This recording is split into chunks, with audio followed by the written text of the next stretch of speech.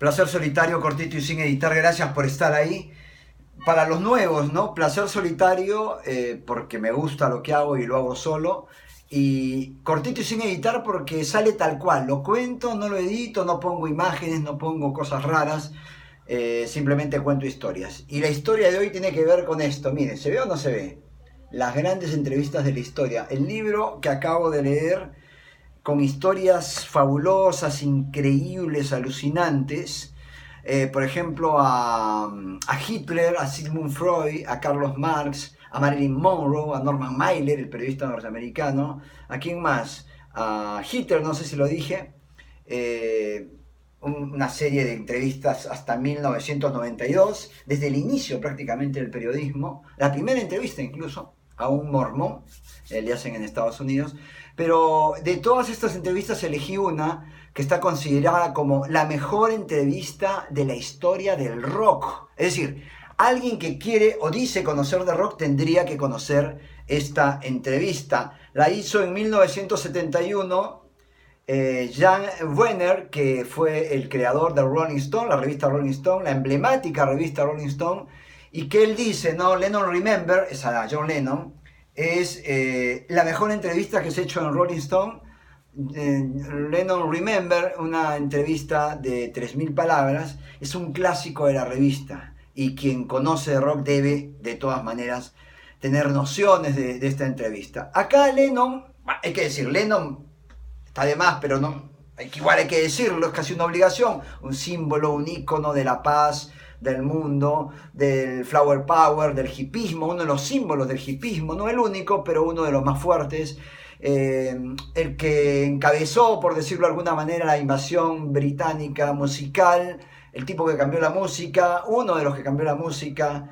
El tema es que la entrevista habla mucho de varios aspectos de los Beatles. Yo he promocionado uno, que es el de las drogas, por supuesto que voy a hablar de la relación de Lennon con el LSD y con la marihuana. Pero también habla de los Beatles, es en 1971, y él dice, entre otras cosas, que los Beatles murieron muy temprano. Cuando a Epstein, Brian Epstein, creo, su manager, les puso terno e hicieron la gira por Inglaterra. Es decir, dice, cuando les pusieron el terno, hicieron la primera gira por Inglaterra, ahí murieron los Beatles. Como músicos murieron entonces, por eso nunca progresamos musicalmente. Nosotros mismos nos dimos muerte a cambio del éxito. Fue el final de todo. Estamos hablando de finales de los 60, muy, hace mucho, pero mucho. Al inicio de los Beatles dice, ellos murieron. Y vamos con la pregunta que tiene que ver con su relación con las drogas. A mí me sorprende que en una revista de circulación masiva como Rolling Stone, se pusiera esta entrevista y en la manera, ¿no? Preguntar abiertamente cómo fue su relación con las drogas. Y habla de su primer contacto con LSD. Dice, un dentista de Londres nos lo dio a George Harrison y a mí y a nuestras mujeres, sin decirnos nada, durante una cena en su casa. Era amigo de George, Matthew Lord, ¿no? George Harrison, y por aquel entonces era también nuestro dentista. Se limitó a echárnoslo en el café o en alguna otra cosa. Es decir, ellos de repente, plum, estaban invadidos por el LSD. ¿Qué pensaste al aterrizar de nuevo? Le dice, porque él antes había tenido una experiencia. Estuve bastante colgado durante 1 o 2 meses. La segunda vez que lo tomamos fue en Los Ángeles. Estábamos de gira y nos alojamos en una de esas casas donde solíamos parar. La de Doris Day o alguna por el estilo, nada menos que Doris Day, ¿no? La cantante también emblemática, un poco mayor ya que Lennon de los 50. Lo tomamos los tres, dice Ringo, George y yo. No estoy seguro, dice, pero creo que también nos acompañaron en unos cuantos viajes Neil, un par de miembros de Byrds, Neil Aspinall, no sé quién es, un par de miembros de The Byrds, del grupo norteamericano Los Byrds. ¿Cómo se llama ese que está en lo de Steely Nash? Ah, Crosby, dice. Y el otro, que solía ser la voz de solista, McGuinn, ¿no? La voz emblemática de The Byrds. No estoy seguro, dice, pero creo que sí. No está. También estuvo Peter Fonda, y aquello fue otra historia. No hacía más que decir, en susurro, sé lo que es estar muerto después de haber consumido LSD, ¿no? Era una canción triste, ¿no? Una escena triste, dice, una canción ácida, supongo. Cuando yo era niño, Empieza a recordar lo que le pasó. Ya sabes, empezaban a salir a la luz un montón de recuerdos de la infancia. Así que tus experiencias con el LSD comenzaron en 1964, le dice. ¿Cuánto tiempo duró aquello? Acá habla de su relación con el LSD. Dice, duró años. Debía ser unos 1000 viajes. Literalmente 1000, le dice el periodista, o un par de centenares, porque a veces uno dice 1000 por decir 1000. No, le dice 1000. Lo tomaba continuamente. La pregunta, ¿los otros Beatles se colgaron con el LSD tanto como tú? Creo que George le pegaba muy fuerte. Probablemente éramos los más colgados, es decir, John Lennon y George Harrison. Paul, se refiere a Paul McCartney, es un poco más estable que George y que yo. ¿Y más convencional? Le pregunta el periodista. No sé si más convencional, pero más estable. Después esto sale a la luz, ¿no? Al parecer, ¿no? Paul McCartney era el más organizado, ha hecho toda una carrera, todo un imperio, posiblemente mayor que incluso que el que hizo con los Beatles.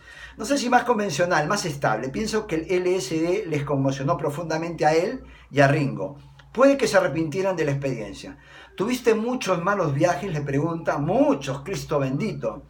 Dejé de tomarlo por eso. No podía soportarlo más. Llegó a darte miedo tomar el LSD, ¿no?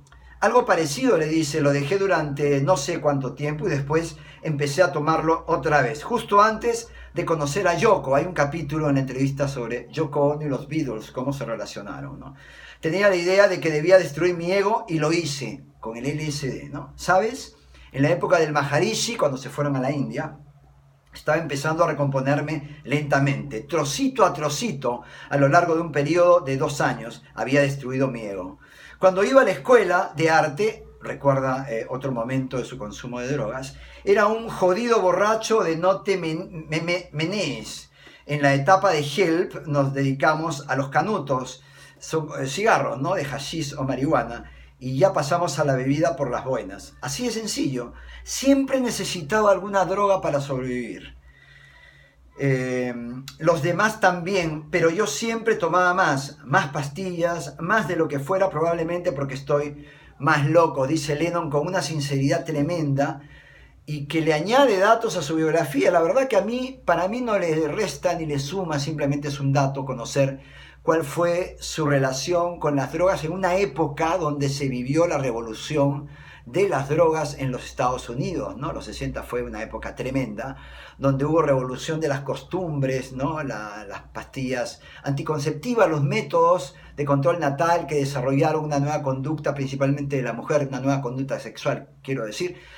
Hay que hacer y hay que hablar sobre el hipismo, prometo un placer solitario sobre el hipismo y todo el impacto y el triste final que tuvo, ¿no? Hay que decirlo, es necesario en estos tiempos y en el país, en el Perú, donde me encuentro, hay que decirle no a las drogas, hacen mucho daño y alguna gente pues está complicada, ¿no? Yo pienso mucho, para terminar con este tema, en lo que decía Bettelheim, ¿no? Este psicólogo austriaco, si no me equivoco. Él decía que la droga era la madre instantánea, ¿no? Es decir, que la droga es cubrir un espacio emocional que solamente cubres con eso y porque alguien debió cubrirle, una persona, y no lo hizo, ¿no? La droga es la madre instantánea, tremendo término. Y esto sí para terminar, porque este cortito salió larguito, libros como este, las grandes entrevistas de la historia, como Ilumina, pero es un libro electrónico, como podrán darse cuenta,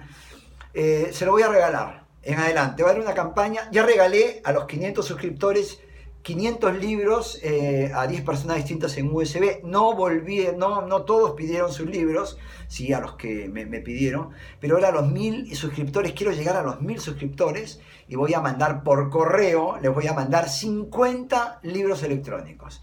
Les voy a decir cómo, esté atento a las redes, @quiropoco en Twitter, y también por acá, estoy en YouTube. Gracias por verme, esto fue Placer Solitario, cortito y sin editar, espero que les haya gustado. Hasta la próxima.